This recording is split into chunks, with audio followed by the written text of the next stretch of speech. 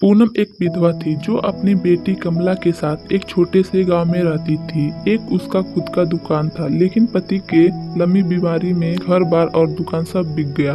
पति के मरने के बाद धनीराम सेठ के यहाँ मकान में वह रहने लगी और अपने ही दुकान पर बर्तन मांजने का काम करने लगी। देखो पूनम भाभी, मुझे रोज रोज पैसे के लिए बोलना अच्छा नहीं लगता। 4 महीने हो गए हैं, तुमने किराया नहीं दिया। अगर 3 दिन में किराया नहीं मिला तो दोनों माँ बेटी को घर से निकाल देंगे और घर में ताला लगा दूंगा, बता दे रहा हूँ। ऐसा मत करो धनीराम भैया, हम माँ बेटी कहाँ जाएंगे। तुम तो जानते ही हो, अमन भी 5 महीने से पैसा नहीं दे रहा है। कहता है कि दुकान में घाटा चल रहा है, जबकि दुकान में ग्राहक भरे रहते हैं। मुझे तुम्हारे दुकान और अमन मालिक से कुछ लेना देना नहीं है।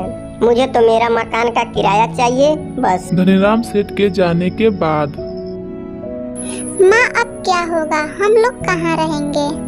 सब ठीक हो जाएगा बिटिया, भगवान कुछ न कुछ जरूर सोचे होंगे हमारे लिए। ठीक है, मैं जाती हूँ दुकान पर, नहीं तो अमन चिल्लाएगा हम पर। पूनम जैसे ही घर से निकली उसे झिनुआ मिल गया। अरे चाची, सवेरे सवेरे धनीराम सेठ आप पर क्यों चिल्ला रहा था? अरे 4 महीने से मकान का किराया नहीं दिया है, इसलिए बोला है। अगर 3 दिन में पैसा नहीं मिला तो वह मकान में ताला लगा देगा। तो पैसा क्यों नहीं दे देती हो?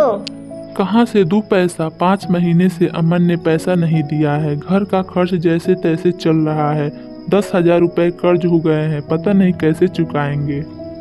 अगर आप कहें तो मैं आपका मदद करता हूँ। अरे इस समय मुझे पैसों की बहुत जरूरत है, कहीं से मुझे पैसा दिला दो तो तुम्हारी बहुत मेहरबानी होगी। ठीक है, श्याम सिंह से बात करके शाम को पैसा दिलवा दूंगा। पूनम वहाँ से दुकान पर पहुँचती है। आओ भाभी आओ, बहुत जल्दी आ गई। आराम से आती, इतनी जल्दी क्या थी? अरे अमन भैया देखो ना, सुबह सुबह धनीराम सेठ मकान मालिक आकर बोलने लगा, 3 दिन में अगर 4 महीने का बकाया नहीं दिया तो घर में ताला लगा देगा। अरे तो आप मेरे दुकान में ताला लगवाने में क्यों जुटी हो? आधा ग्राहक तो लौट गए। ताला मैं क्यों लगवाऊंगी? अभी तक तूने मेरे 5 महीने का वेतन नहीं दिया है, जिस कारण मेरे घर पर ताला लगने का नौबत आ गई है। तुम मेरे पैसे दे दो, नहीं करना है मुझे तुम्हारे पास काम धाम।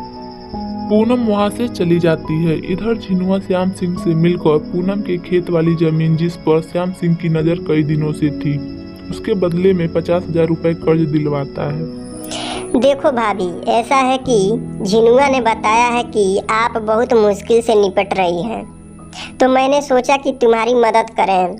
तुम्हारे खेत के जमीन के बदले में 50,000 रुपए दे सकता हूँ।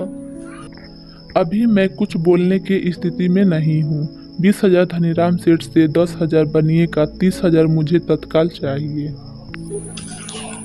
ठीक है, तो ये लो 50,000 रुपए और जमीन का कागज दे दो। पूनम भारी मन से पैसा लेकर वहाँ से घर चली जाती है।